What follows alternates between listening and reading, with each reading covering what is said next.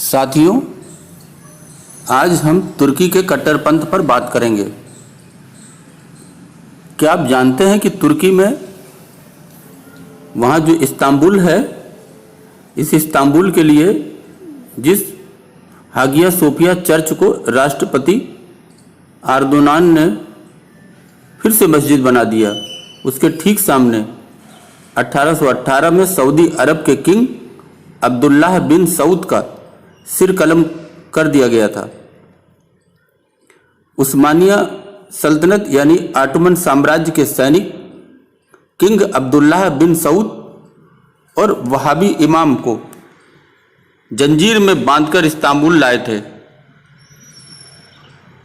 जब अब्दुल्लाह का सिर काटा जा रहा था तो हागिया सोफिया के बाहर भीड़ जश्न मना रही थी और सिर काटे जाने के बाद पटाखे फोड़े गए थे। हागिया सोफिया के बाहर अब्दुल्लाह का सिर कटा हुआ और 3 दिनों तक लोगों को देखने के लिए रखा गया। वहाबी इमाम का सिर जब कलम किया गया तो इस्तांबुल के बाजार में किया गया था ताकि लोग इसे अच्छी तरह से देख सकें। उस दौरान ऑटोमन साम्राज्य के सैनिकों ने पहले सऊदी स्टेट की राजधानी दिरिया और रियाद के बाहरी इलाकों पर हमला कर उसे पूरी तरह से ध्वस्त कर दिया था। ऑटोमन साम्राज्य ही सऊदी अरब तुर्की के साथ अपने इस भयावह इतिहास को शायद भी कभी भूल पाएगा। ऑटोमन ने सऊदी वालों को हमेशा असभ्य कबीला माना। भले सऊदी में मक्का मदीना है और दोनों ऑटोमन के नियंत्रण में भी रहे हैं, लेकिन तुर्की का कोई सुल्तान आज तक कभी हज पर नहीं गया।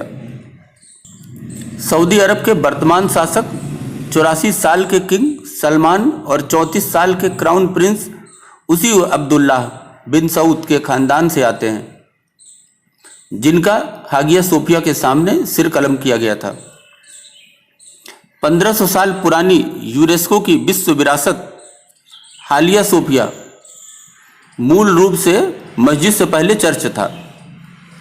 आधुनिक तुर्की के संस्थापक मुस्तफा कमाल पाशा ने इसे 1930 के दशक में म्यूजियम बना दिया था।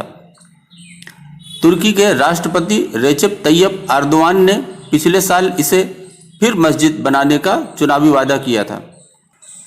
आधुनिक तुर्की के संस्थापक कमाल अतातुर्क ने हागिया सोफिया को चर्च से म्यूजियम बनाने का अहम फैसला किया था। उन्होंने ये जानबूझकर किया था ताकि पूरी दुनिया को वो बता सकें कि उनका देश सेकुलर है और बाकी के मुस्लिम देशों से अलग है। उनका कहना था कि हम यूरोपियन की तरह हैं और आधुनिक हैं, इसलिए हमें भी आप स्वीकार करें। साहित्य में तुर्की के पहले नोबेल विजेता ओरहान पामुक ने हागिया सोफिया को मस्जिद में तब्दील करने पर कहा कि तुर्की को ऐसा नहीं करना चाहिए था। ओरहान पामुक ने कहा, हागिया सोफिया को मस्जिद बनाने का फैसला एक गलत कदम है। अगर 10% अति धार्मिक लोगों को तुर्की में छोड़ दें तो धर्मनिरपेक्षता सभी तुर्कों के लिए गर्व का विषय है। उन्होंने कहा कि यहाँ तक कि एर्दोगान पार्टी के मतदाताओं के लिए भी सेकुलरिज्म गर्व का विषय है। लेकिन एर्दोगान को लगता है कि इस्लामिक दुनिया का नेतृत्व करना तुर्की का ऐतिहासिक हक है। लेकिन एर्दोगान इस बात को भूल जाते हैं कि वो अब लगभग 2.25 करोड़ वर्ग किलोमीटर वाले ऑटोमन साम्राज्य के सुल्तान नहीं हैं, बल्कि 7,83,000 वर्ग किलोमीटर में सीमित दायरे में सिमट चुके तुर्की के राष्ट्रपति हैं, एक छोटे से देश के। 1399 में स्थापित ऑटोमन साम्राज्य का पहले विश्व युद्ध के साथ ही 1913 में अंत हो गया था और 1924 में सिमटकर आधुनिक तुर्की बना। लेकिन इसके बावजूद आज का तुर्की भी ऑटोमन को अपना गौरवशाली इतिहास मानने लगा है। दूसरी तरफ सऊदी अरब को लगता है कि हाउस ऑफ सऊद के नियंत्रण में इस्लामिक पवित्र स्थल मक्का और मदीना है, जहां हर साल दुनिया भर से 20 लाख से ज़्यादा मुसलमान जाते हैं। ऐसे में इस्लामिक दुनिया का नेतृत्व वही कर सकते हैं। एक तीसरा खिलाड़ी भी उभर कर आया है जिसका नाम है ईरान, जहां शिया मुसलमानों की अधिकता है। ईरान भी जानता है कि सुन्नी प्रभुत्व वाले इस्लामिक दुनिया का वो नेतृत्व नहीं कर सकता है, फिर भी इस्लामिक जगत की कमान संभालने को वो आतुर है। अर्दवान द्वारा इस्लामिक राष्ट्रवाद और सऊदी अरब को रोकने की रणनीति दोनों साथ साथ चलते रहे हैं। अर्दवान की राजनीति में इस्लामिक रूढ़िवादी उनके राजनीतिक जीवन की बुनियाद रही है और सऊदी को रोकने की रणनीति उनकी विदेश नीति की बुनियाद। पिछले साल सऊदी के दबदबे वाले इस्लामिक देशों के संगठन OIC को चुनौती देते हुए कुआलालंपुर में एक बैठक तुर्की ने करवाई थी।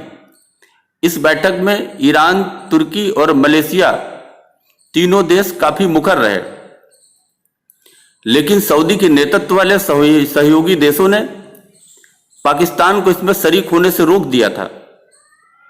फिर भी ये देखा गया है कि पाकिस्तान को झुकाव तुर्की की तरफ रहा है। कर्जा तो वो सऊदी अरब से मांगता है, लेकिन जब ढोल बजाने की बात आती है तो वो ढोल तुर्की का बजाता है। अर्दवान चाहते हैं कि सऊदी के दबदबे को चुनौती देकर वो अपना सिक्का चलाएं। अर्दवान को लगता है कि OIC इस्लामिक देशों की आकांक्षा नहीं है, बल्कि सऊदी की मनमानी को पूरा करने का जरिया है। इसी को आधार बनाकर अर्दवान OIC के समानांतर एक नया संगठन खड़े करने की कोशिश लगातार कर रहे हैं। अर्दवान इस्लामिक प्रतीकों को लेकर बहुत सजग रहे हैं। उनकी पत्नी हिजाब पहनती है। तुर्की में हिजाब प्रतिबंधित था। हिजाब के साथ लड़कियां यूनिवर्सिटी नहीं जा सकती थी। अर्दवान की पत्नी हिजाब के कारण ही किसी सार्वजनिक कार्यक्रम में नहीं जाती थी। यहां तक कि अर्दवान ने अपनी बेटियों को भी इंडियाना यूनिवर्सिटी पढ़ने के लिए इसलिए भेजा क्योंकि वहां वो हिजाब पहन सकती थी। एक्टर आमिर खान जो हमारे देश के हैं, वो अपनी फिल्म की एक शूटिंग के सिलसिले में कट्टरपंथ की तरफ जा चुके तुर्की में थे। इस दौरान उन्होंने तुर्की के राष्ट्रपति की कट्टरपंथी पत्नी एमीन अर्दोगन से मुलाकात की थी। इस्तांबुल स्थित राष्ट्रपति भवन हुबेर मैंसन में इस मुलाकात की तस्वीर को तुर्की की कट्टरवादी प्रथम महिला अमीन ने सोशल मीडिया पर शेयर किया था। गौरतलब है कि तुर्की के राष्ट्रपति जम्मू कश्मीर से आर्टिकल 370 हटाए जाने के खिलाफ बयान दे चुके हैं। ऐसे में बयान देने के बाद आमिर खान और तुर्की की प्रथम महिला की मुलाकात के चलते भारत के सोशल मीडिया यूजर्स में उनके खिलाफ नाराजगी देखने को मिली है। ऐसे भी हमारे देश में देशभक्त हैं जिनसे और क्या उम्मीद की जा सकती है। उन्हें पूरी दुनिया में शूटिंग के लिए कोई दूसरा अच्छा मुल्क नहीं मिला। क्या ऐसा हो सकता है? 2016 में इस्तांबुल में एक भाषण के दौरान अर्दवान ने परिवार नियोजन की भी खिलाफत की है। उन्होंने वहां कहा कि महिलाओं की यह जिम्मेदारी है कि वह तुर्की की आबादी को दुरुस्त रखें, अर्थात बच्चे पैदा करें जितना हो सके। उन्होंने ये कहा कि हमें अपने वंशजों की संख्या बढ़ाने की जरूरत है। उन्होंने ये भी कहा कि लोग आबादी कम करने और परिवार नियोजन की बात करते हैं, लेकिन मुस्लिम परिवार इसे स्वीकार नहीं कर सकता है। उन्होंने ये भी कहा कि हमारे अल्लाह और पैगंबर ने यही कहा था और हम लोग इसी रास्ते पर चलेंगे। इसी साल फरवरी में जब तुर्की के राष्ट्रपति रेचेप तैयब अर्दवान पाकिस्तान के दौरे पर आए तो पाकिस्तान प्रधानमंत्री इमरान खान साझा प्रेस कॉन्फ्रेंस में बड़े गर्व से एक बयान दिया और कहा कि तुर्की ने हिंदुस्तान पर 600 सालों तक शासन किया। इमरान खान ने कहा कि आपके आने अर्थात तुर्की के आने से उन सब को इसलिए भी खुशी हुई कि मुस्लिम कौम समझती है कि तुर्की से उसके रिश्ते सदियों से हैं।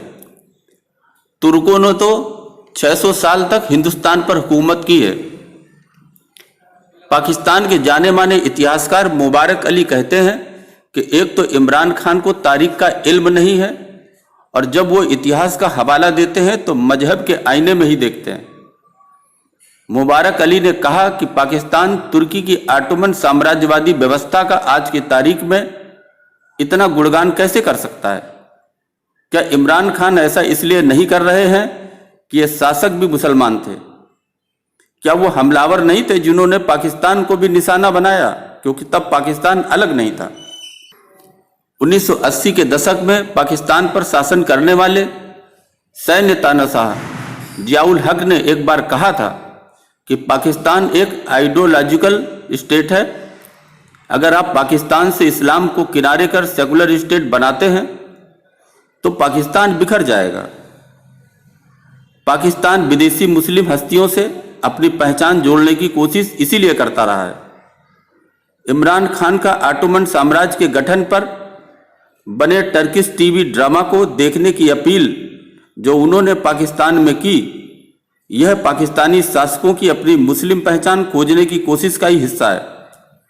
लेकिन सवाल उठना लाजिम था कि एक प्रधानमंत्री उस टीवी सीरीज को क्यों प्रमोट कर रहा है जिस तुर्की टीवी ड्रामा में इस्लाम द्वारा दूसरे धर्म को दुश्मन के तौर पर दिखाया गया था।